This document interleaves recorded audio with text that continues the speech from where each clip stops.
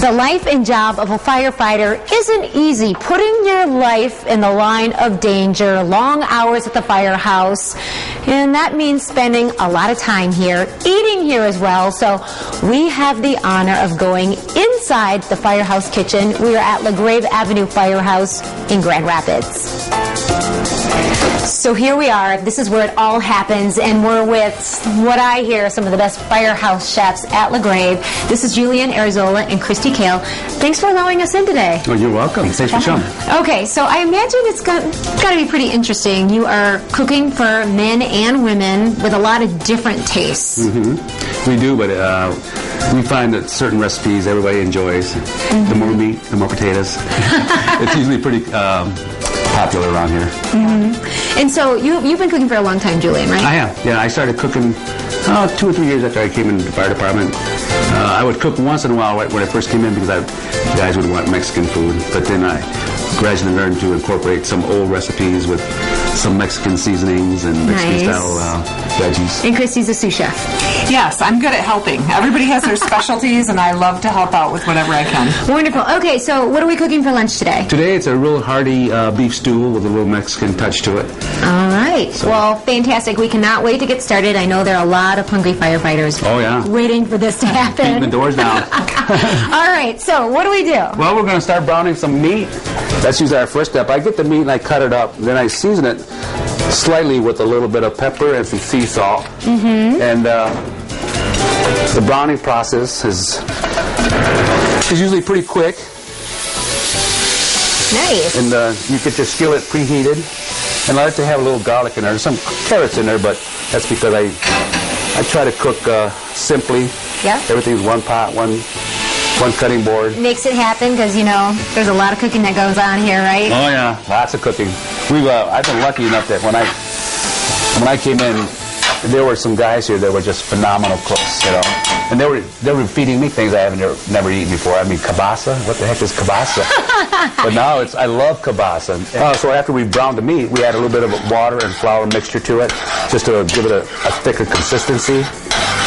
And then from there, we just start adding ingredients. Yum, okay. So, Christy, would you like to help put some carrots in there?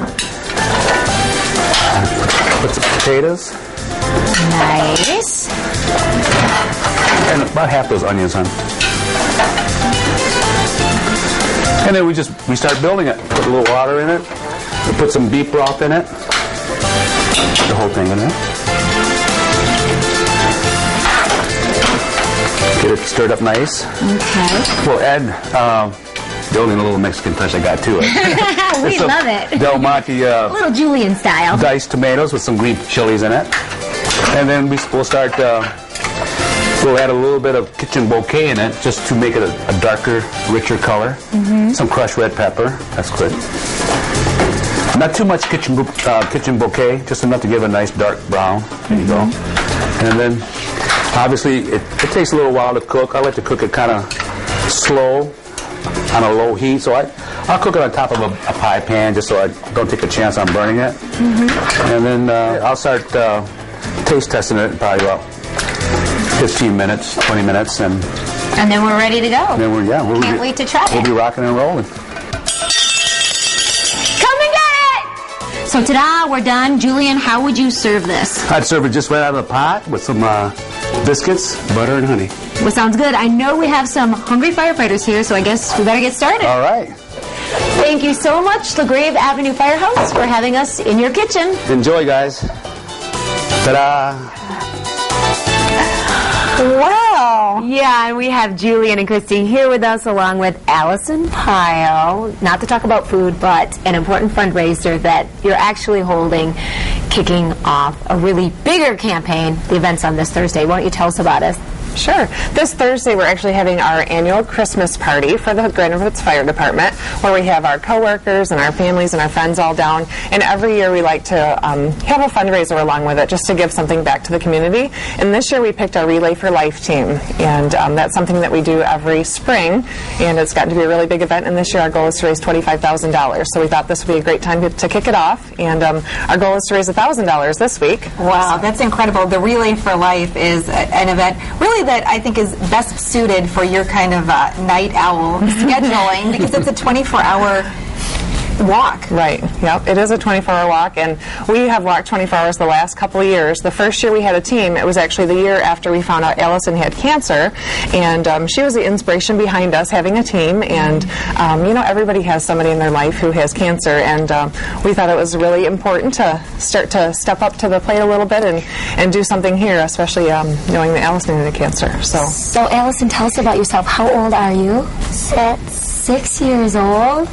And so you know Christy and you know Julian, and so what about all this stuff that they've done and you guys being friends? How did you become friends? Your dad works at the Firehouse too? Well, that's cool. So I was asking Allison what she is hoping for Christmas, and because I learned something really cool about you. What do you love? Ponies. You love ponies, and you're hoping for a pony for Christmas? All right, that's fantastic. Wonderful. Tell us about, you spend some time in the hospital every once in a while. Tell us what it's like when you're in the hospital. There's a guy that hangs out with you, right? His name's Harvey, right? What's Harvey? Do you know what that's called? Your IV pole? Yeah. Well, you know, Julian, you really have a large goal for this year. You and Chrissy are doing a lot of work to reach a goal for next year. Why don't you tell us what it is and how you plan to reach it? Well, as she said, our goal was $25,000 by June. It seems large, but I think considering the family and friends and the support that we get throughout the community, West Michigan and Grand Rapids in particular, they're so generous that I think it's a pretty obtainable goal. Yeah. Actually, I would love it if 20 organizations beat us. Yeah. You know, it's she's our inspiration. My wife had breast cancer. We've had friends and coworkers that have had breast cancer in the past, and so, you know, we've dedicated this effort in their name and their memory. Yeah, which is wonderful. You know, means a lot to us. We know that you're like a family, and Allison must, so many ways, seem like she's all of your kid. Yeah, she does. And so, what a wonderful and inspirational effort for you folks that do so much to keep all of us safe. You're stepping up in such a meaningful way. So coming out this Thursday can be a way that anybody can really come and celebrate and give to your cause and help you out with the many events you're going to be doing. Yeah, and hopefully, I mean, we want to mention Putt-Putts on Fulton Street, West Fulton. That's where it's going to be. Yes, that's where it's going to be, and my friends Hank Mowry and Junior Valentine are going to start serving up some hot blues about 8:30. All right, sounds like a good so time. It's going to be a great time. Great. Well, thanks for coming on, and thanks for letting me cook. You guys are great cooks. Sure. I need that recipe. You will I know get it's it. pretty You'll simple. get it for sure. And others. Sounds great. Allison, I'll see you in June at the relay. I'll come walk a couple laps. Yeah. Oh, great. Stay with us. We'll be right back. That's West.